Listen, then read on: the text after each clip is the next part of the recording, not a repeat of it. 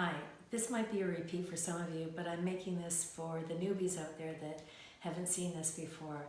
I think it's really important to have sharp knives in your kitchen because you're more likely to cut yourself if your knife is too dull, then you have to put more pressure on what you're cutting.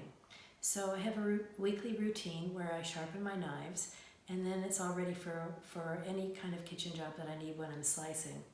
I'm going to post a link below about the knives that you can buy, how to pick a knife, and the kind of sharpener that I'm using. But now I just want to show you my routine. It takes less than 1 minute, and I usually do all of my knives on a day like today. So here we go.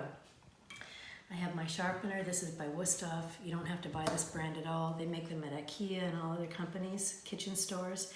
But what I do is I bring this right up against the edge of my counter.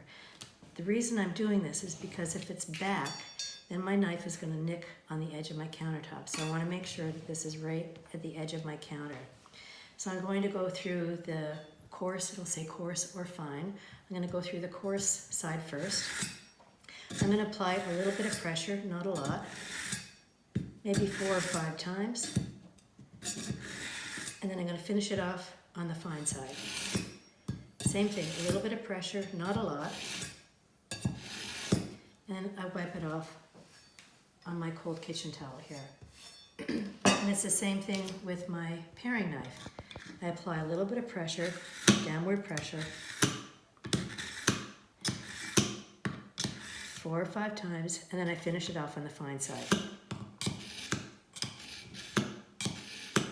Wipe it off, and that's it. My knives are all ready to use for the rest of the week. I think it's a really good idea that you keep your knives nice and sharp because then you're going to be more efficient in your kitchen. Thanks for watching. My name's Jill. Have a great day.